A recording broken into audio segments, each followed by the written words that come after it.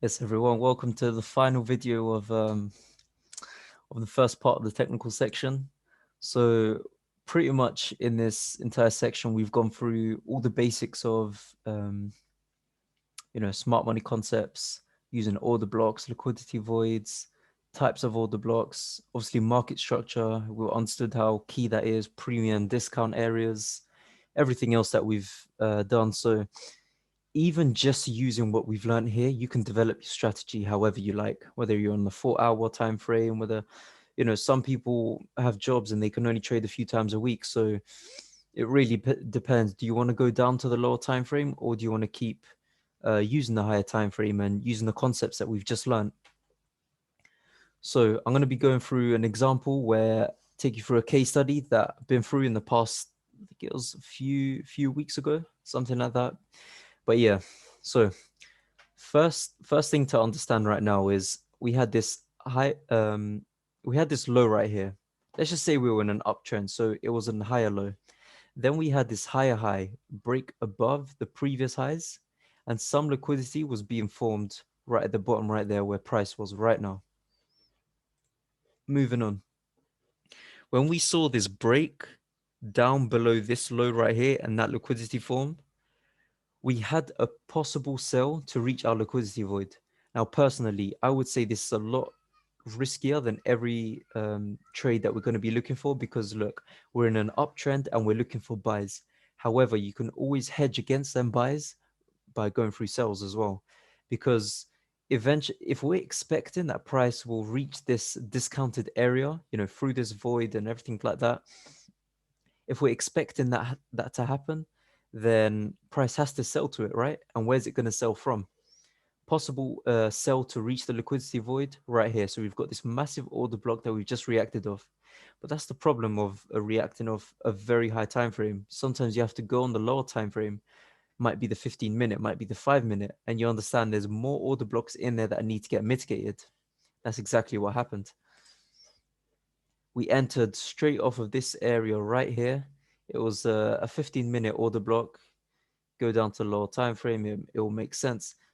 Yeah, now we've got this sell, and where we aiming for, like I said, the void is what we use mainly for take profit. Sometimes you can enter off of them as well, mixed with a breaker block. Personally, I would always use it as a take profit. And this is what happened. So we filled this void right here. We had this massive imbalance, but the true imbalance in the whole thing, I feel like, was right here, because we've got in each of these candles right here, if you can see, just look at the screen a bit closer. Every single up candle had a wick up and down. So we had this movement going up and down, had this movement going up and down, up and down, up and down. This one right here was the area where there was simply buy movement, and that's where we aim for. So we look for buys now. When we get to that area, what have we identified? We identified this, see this white candle, that breaker block.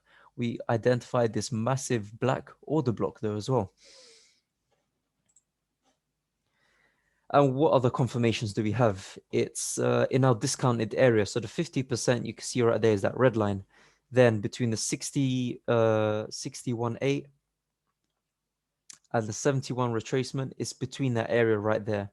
Some people in the smart money world, they would say this is the key zone. Personally, I use it as a zone and then look for order blocks and entries in there. If I find something good, then yes, I'll enter. Discounted price. Now, so we closed off that buy from that we closed off that sell from that last trade. Then what goes on? We entered off of this breaker block, as I said, enter right there. That's a clean, 1 to 6, 1 to 7. And why did we aim for this high? We aim for this high because firstly, with market structure, we're in a buy at the moment. We had this liquidity right here. You see that double top right there? And then this is something, as we discussed, called buy side liquidity. This is where you aim for the buys to keep on going towards, because we're in a buy side movement. Then moving on as well. As we moved up there, we had this massive push up. We could have still held a bit more, but personally, I'd like to take my profits because at the end of the day, we're in for the long term, not for a short run. And then what happened? we entered a stage of consolidation. And what usually happens is consolidation, as I've explained before. You get a buildup of liquidity, you get a buildup of orders, liquidity on both sides of the market. So you've got it at the top and the bottom. However, structure is still bullish. So what if I was to ask you, what do you want us to do? Do you want us to sell or to buy? Of course, we're going to be looking for buys. Now, we want to either use liquidity as a run on liquidity. So it might go boom, right to the top and then go back down.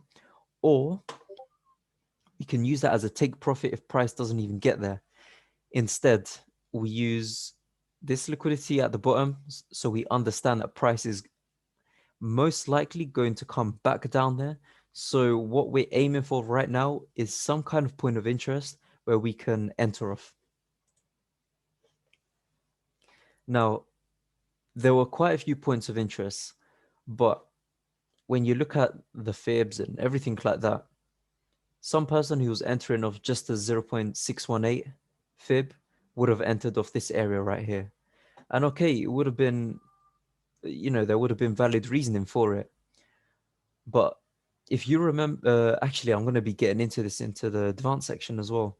But candles that really do wick like this are called FU candles, because we're basically telling price to FU because, look, we had this massive move and then, okay, yes, would have been the perfect entry, boom, buy. No, it didn't happen.